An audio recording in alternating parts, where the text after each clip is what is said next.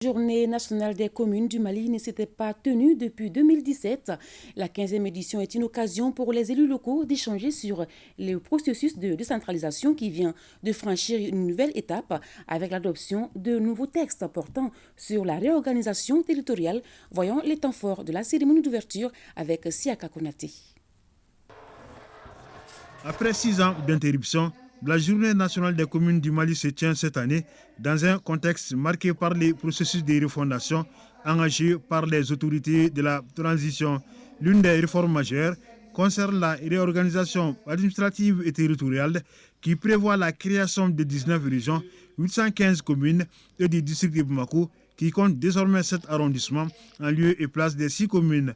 Les 2 nouveaux collectivités, régions et communes sont maintenues, tandis que celui cercle disparaît, des réformes qui sont au cœur de la 15e édition de la JNCM, d'où le thème décentralisation et réforme de l'État. En choisissant le thème central, décentralisation et réforme de l'État, le ministère de l'administration territoriale et de la décentralisation, en rapport avec les élus locaux à travers l'association des municipalités du Mali et l'association des régions du Mali, réaffirme ainsi la continuité logique de notre engagement à contribuer à l'édification du plus grand chantier institutionnel, politique, social en cours au Mali, qu'est la décentralisation.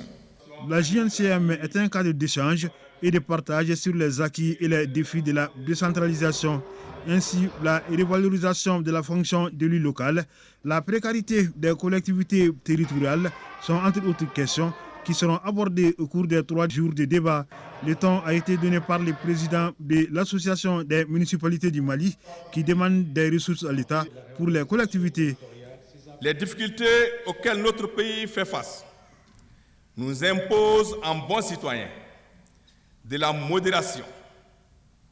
Cependant, je voudrais rappeler que malgré la priorisation des actions sécuritaires qui nous agrée, la mise à disposition dans le délai des collectivités territoriales des fonds destinés aux actions de développement contribueront, j'en suis convaincu, au renforcement des actions de stabilisation de nos territoires. L'État s'est engagé à transférer 30% des recettes budgétaires aux collectivités. Aujourd'hui, le niveau des transferts atteint les 26,40%, dépassant de loin les 15% fixés par l'UEMOA et l'accent sera mis sur la gestion de ces fonds. Nonobstant des avancées importantes en matière de gouvernance locale, le contrôle citoyen reste encore très faible. Les obligations de transparence des collectivités territoriales peu satisfaisantes et le contrôle de l'État méritent d'être renforcés. Les collectivités territoriales doivent impliquer davantage les citoyens dans les actions de développement, notamment l'élaboration, la mise en œuvre et le suivi des programmes de développement économique, social et culturel. Elles doivent en outre faire de la redevabilité de leur gestion une action prioritaire. Selon les présidents de l'AMM, les difficultés liées à la mobilisation des ressources et les autres revendications des collectivités territoriales sont contenues dans un mémorandum qui sera remis ce vendredi au président de la transition.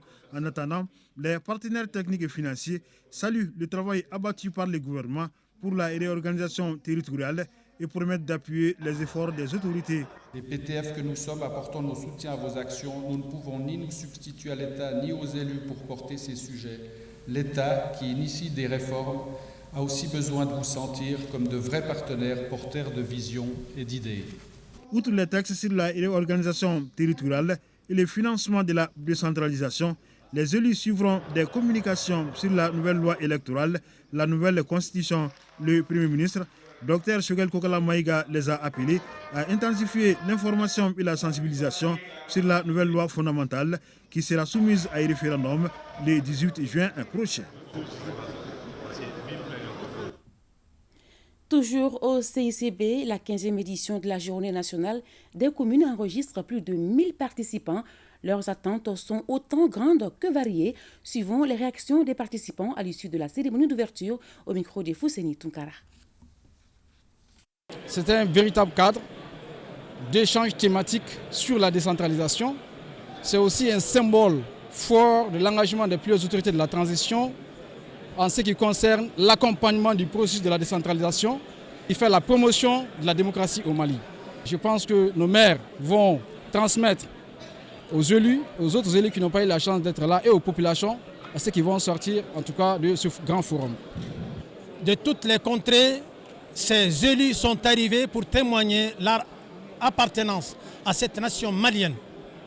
Et ils sont venus également témoigner leur accompagnement à cette transition et leur soutien à son Excellence le colonel Assimi Goïta, président de la transition, chef de l'État. Les communes ont beaucoup de problèmes, et notamment vraiment les statuts des élus, et les transferts de compétences. Donc il faut qu'on se retrouve vraiment pour échanger comment vraiment développer les collectivités. Donc, ce cadre-là permet qu'on puisse, les exemples réussis, ceux qui ont des difficultés vont échanger avec ceux-là qui ont des avancées pour que qualitativement on puisse remodeler notre comportement pour atteindre les objectifs fixés à la décentralisation, qui est d'asseoir le développement à la base.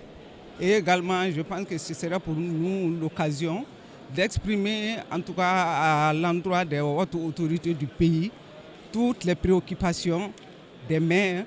Ce sera pour nous également l'occasion de donner nos idées ou bien pour la refondation de notre pays.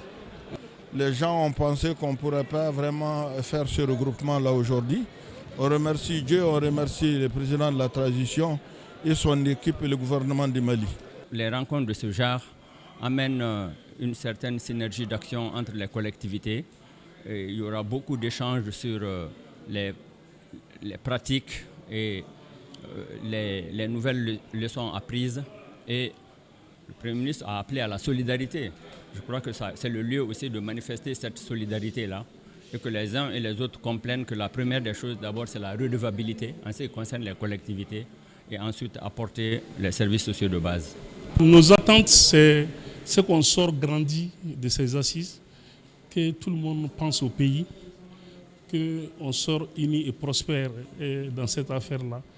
L'importance de la rencontre, c'est que c'est un contact direct avec les plus hautes autorités et que ça permet aussi de poser tous les problèmes que nous vivons.